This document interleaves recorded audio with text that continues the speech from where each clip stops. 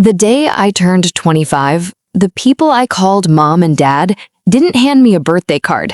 Instead, they slid an itemized bill across a five-star restaurant table, charging me for 25 years of my childhood. My name is Malissa Roberts, and if you've ever felt like you were just a background character in your own family's life, you're going to want to hear this. What I'm about to share isn't just a story about betrayal, it's a blueprint on how to take your power back when the people who were supposed to protect you try to destroy you. Growing up, I always knew I was different from my parents, Richard and Eleanor. In our affluent, picture-perfect suburban neighborhood, they were the ultimate power couple. My dad was a senior partner at a massive wealth management firm, and my mom sat on the board of every charity in the city. But behind the closed doors of our immaculate mansion, there was no warmth. There were no movie nights, no messy baking sessions, no unconditional love. To them, I was a project, an accessory. Every grade, every piano recital, every polite handshake I gave to their rich friends was meticulously graded. If I performed well, I was paraded around as their charity success story. If I fell short, the silent treatment could last for weeks. I spent my entire childhood twisting myself into knots, trying to earn a single genuine ounce of affection. I thought I was just fundamentally unlovable. But as I got older, I stopped seeking their approval and started building my own life. By the time I was 24, I had moved out, cut my financial ties to them, and launched a tech startup that was actually starting to gain serious traction. I was finally breathing my own air. Then came my 25th birthday. Out of nowhere, Richard and Eleanor insisted on taking me to the most exclusive, members-only country club in the city. This was a place where billionaires smoked cigars and complained about taxes. It wasn't a place for a family birthday dinner. When I arrived, they were already seated. Eleanor was sipping a dry martini, looking immaculate and cold. Richard was checking his Rolex. There were no presents, no cake, just a thick manila folder resting perfectly in the center of the table. "Sit down, Melissa," Richard said. He didn't say happy birthday. He used his boardroom voice. I sat cautiously. "What's going on? What is this?" I asked, gesturing to the folder. Eleanor smiled, but it didn't reach her eyes. "You're 25 today. It's a milestone, and it's the day the trust fund your biological grandparents set up for you legally transfers into our control, as per the guardianship agreement." My heart stopped. Biological grandparents? For 25 years, they had told me I was their biological child. They had gaslighted me whenever I brought up how little I looked like them. But that wasn't even the worst part. Richard tapped his manicured fingers on the folder. "We took you in because it came with a multi-million-dollar annual stipend and massive tax write-offs for my firm, but those benefits expire today. We're legally severing our ties with you." I stared at them. The clinking of silverware from the surrounding tables seemed to mute. You raised me for a tax break?" "Don't be dramatic, Melissa," Eleanor scoffed, waving her hand dismissively. "We gave you a roof, an elite education, and a premium lifestyle. In fact, inside that folder is an itemized list of expenses we incurred beyond the trust's limits. Since we hear your little startup is doing quite well, we've drafted a contract. You'll sign over 30% of your company's equity to us as retroactive compensation for your upbringing.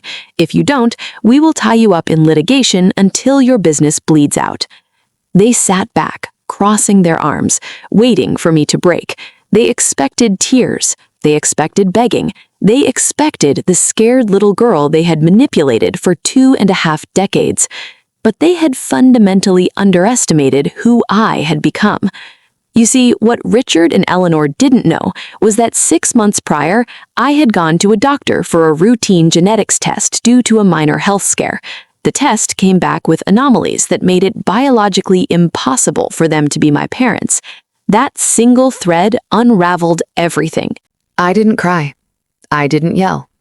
I leaned forward, looked my adoptive father dead in the eye, and smiled. "You should really check your own company's filings, Richard," I said, my voice barely above a whisper, yet slicing through the tension like a knife. His smug expression faltered. "What are you talking about?" I reached into my designer tote bag and pulled out my own folder, a sleek black portfolio, and slid it right over his itemized extortion bill. "When I found out I was adopted 6 months ago, I hired a private investigator," I explained calmly, taking a sip of my sparkling water. "I found out about the trust, but I also found out who set it up. My biological grandfather wasn't just some wealthy man. He was Arthur Sterling." Richard's face went paper white. The glass of scotch halfway to his mouth froze. Eleanor literally gasped. Arthur Sterling was the majority shareholder and original founder of the very wealth management firm Richard worked for. "Yeah," I continued, leaning back, "and according to the original untampered-with bylaws of that trust, which my legal team uncovered, if the guardians engage in fraudulent accounting, embezzlement, or emotional neglect, the trust doesn't transfer to them, it defaults to me, along with a 51% voting right in your firm." The silence at the table was deafening. The predator had just become the prey. "Furthermore," I said, my voice steady and completely devoid of the fear they were so used to seeing me, "I've been in contact with the Sterling family for 3 months. We've been building a relationship in private, and funny enough, they wanted to meet you tonight." Right on cue, the heavy oak doors of the country club dining room swung open. The maitre d' led a group of 3 people toward our table, a dignified older man, a woman with auburn hair and green eyes that mirrored mine exactly, and a young man who looked like my twin, my real family. As they approached, my biological mother had tears in her eyes, but she stood tall. My biological grandfather, the man who owned Richard's career, looked at my adoptive parents with a disgust so profound it made Richard physically shrink into his chair. "Melissa," my real grandfather said, his voice booming with authority, yet so gentle when he looked at me, "are these the people?" "They were," I said, standing up and smoothing out my dress, "but their investment period is officially over." I looked down at the 2 people who used me for 25 years. They were speechless, stripped of their power, their money, and their social standing in a single, perfectly executed checkmate. "Keep the folder, Richard," I said, turning away. "My lawyers will be at your office at 8 a.m. on Monday. Enjoy the appetizers. I'm taking my family out for dinner." I walked out of that country club, flanked by people who looked at me with genuine love, not dollar signs. I didn't look back. Listen to me carefully. Sometimes the universe puts you in a toxic environment not to break you, but to teach you how to become unbreakable. If you are dealing with narcissistic people, people who put a price tag on your worth, or people who only love you for what they can extract from you, hear this. You are not their investment. You are not their punching bag.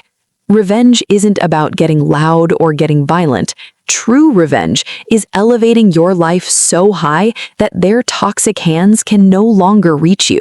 It's about building your success, protecting your peace, and out-strategizing the people who thought you were weak. They thought they were burying me that night. They didn't realize I was a seed. Know your boundaries, know your worth, and never ever let anyone hand you a bill for your own existence. Cut the ties, secure your peace, and step into the life you were always meant to live.